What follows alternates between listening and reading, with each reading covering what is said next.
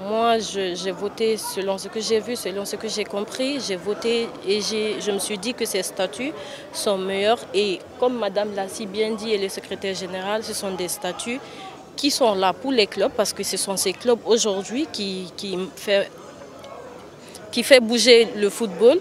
Moi, je pense que ce sont des statuts meilleurs qui pourront nous aider et surtout lutter contre le conflit d'intérêts dont nous sommes aujourd'hui impactés il y a longtemps. Et s'il y a eu comité de normalisation parce que quelque chose n'allait pas et il y a eu peut-être violence des statuts, on ne sait jamais.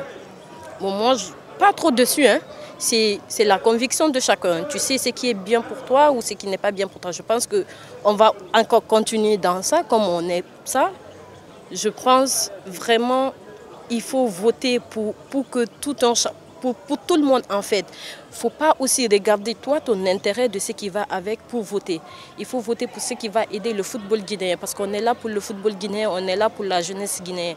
Donc en tant que jeune aujourd'hui, moi je pensais vraiment que c'était un oui pour les statuts parce qu'en lisant les statuts, c'était clair et net, bien écrit.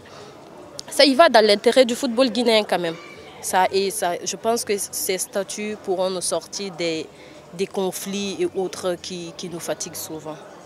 Le CONOR a déclenché une guerre sans merci contre les membres statutaires que nous sommes depuis leur arrivée. Il a fallu que nous venions vers eux pour qu'ils nous écoutent.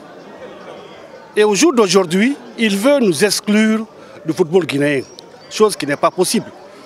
Donc, je sors de cette salle avec un sentiment de joie et de fierté. Est-ce qu'on peut dire que c'est le contenu des textes proposés qui ne vous convient pas ou alors c'est la démarche adoptée? Non, c'est le contenu des textes. C'est le contenu des textes. Sans quoi on a travaillé, ils nous ont demandé de faire des propositions. On a fait ces propositions. Par 3 fois, nous avons envoyé. On a partagé à la CAF et à la FIFA.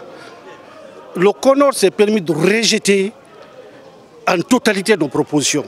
Donc, nous aussi, il fallait vraiment qu'on prenne nos dispositions par rapport au rejet de leurs propositions. Peut-être on va insister.